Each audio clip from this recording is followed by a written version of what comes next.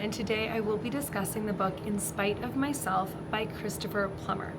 So this is a memoir written by the author, and it was published in 2008. Now, Christopher Plummer actually passed away in 2021. He was born in 1929, and so he just died 4 years ago. And I absolutely loved him as an actor. So when I found this book, I was really interested in hearing about his life.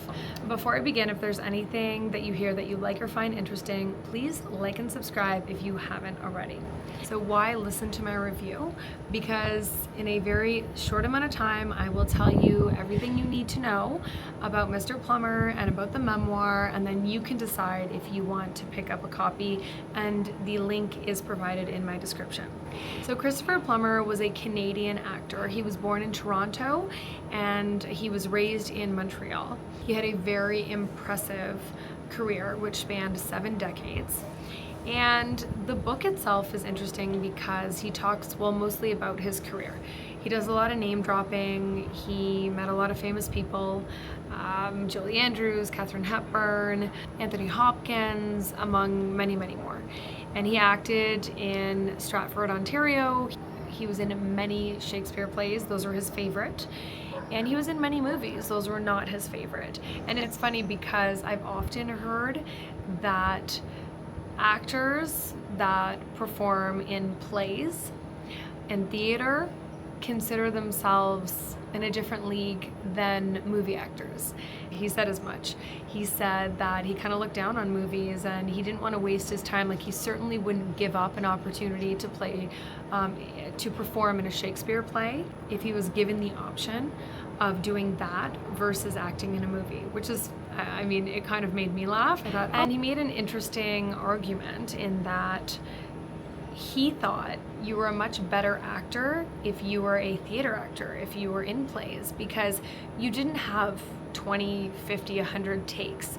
You had to get it right the first time, and you had to improvise often, and you had to sort of figure it out. If you messed up, how are you gonna save the character? How are you gonna save the act? So I thought that was interesting. I hadn't really thought of it that way. And in this book, Christopher Plummer, to be quite honest, comes across as a little arrogant. I love him as an actor. I really do. He was my favorite in The Sound of Music. And to be honest, I picked this book up because I just really loved him as Captain Von Trapp. I thought there's got to be a lot of depth to this actor, because in my mind, I kind of conflated the two and thought, all right, well, you know, he was against the Nazis and he's an amazing man as Captain Von Trapp. He's got to be like that in real life, right? Totally forgetting that actors can be completely different people on stage and off stage. I'm not saying he wasn't an incredible man, but definitely not Captain Von Trapp. So he was married 3 times. He had a child. He had 1 child, and it was with his first wife. And he talks a lot in the book about his career, and he talks a lot about his childhood as well, being brought up by a single mom and being raised in a very prominent Canadian family. So his great-grandfather actually was Sir John Abbott, he was the 3rd Prime Minister of Canada. And he has a lot of fond memories growing up in Montreal, and he talks a lot about drinking, He has a lot of funny stories. And I almost feel as though if I were in my 20s reading it, maybe I would have gotten more out of it.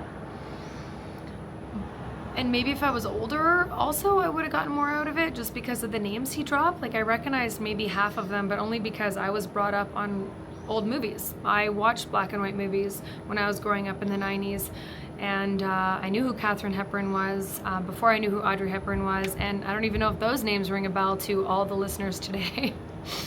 So a lot of the people that he's talking about in his memoir, I didn't know who they were. So I got the impression that I should have been impressed. But anyway, so there's that. And then there's also this, I almost felt like he mentions his daughter like twice. Like, and I'm not talking about 2 chapters on her, I'm talking about maybe like 2 sentences on her. We know nothing about his daughter, and we don't know much about his wives. And the first wife he married, it was suggested he marry her because he got her pregnant. And then the second woman he married her because he said something along the lines of, you know, they were traveling a lot in Europe and there were still old-fashioned people at this time that frowned upon a man and a woman traveling together if they weren't married. So that's his rationale for his second marriage. So I thought, okay, that's interesting. And I think his third marriage he married for love. I think that's the way he described it in the book. I couldn't really relate. I mean, I just couldn't, and there seemed to be a lot lacking there in terms of morals and values, and doesn't talk about God or religion or anything, which is fine. I mean, clearly he wasn't religious. Otherwise he would have spoken about it. But then at the end of the book, I found in the concluding chapter, he sort of tried to throw in some sort of, you know, his theology or the way he looked, this worldview of his, and I found it very oddly placed, and kind of came out of nowhere. And again, not much talk about his daughter or his wives, so I don't know, I feel like I know more about Mr. Plummer now as an actor, but not as a man. And as mentioned, I was expecting a bit more in terms of the Captain Von Trapp. So I really did expect in this book that he would expand on that. So not only did he play Captain Von Trapp who opposed the Nazis, but he actually lived through the Second World War.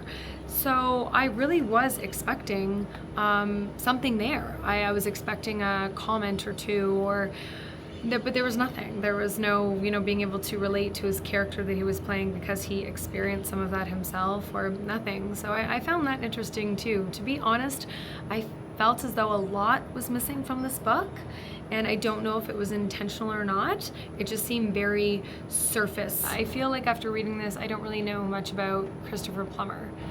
So I'm gonna leave it there. I wish I could say more. I think he was a terrific actor, but I just felt, and it wasn't a short book either, and I just really didn't feel as though I learned who he was as a person. But I always love hearing book recommendations. If there's a book you'd like to see me review, by all means, please send me a message, and thanks for listening. Until next time.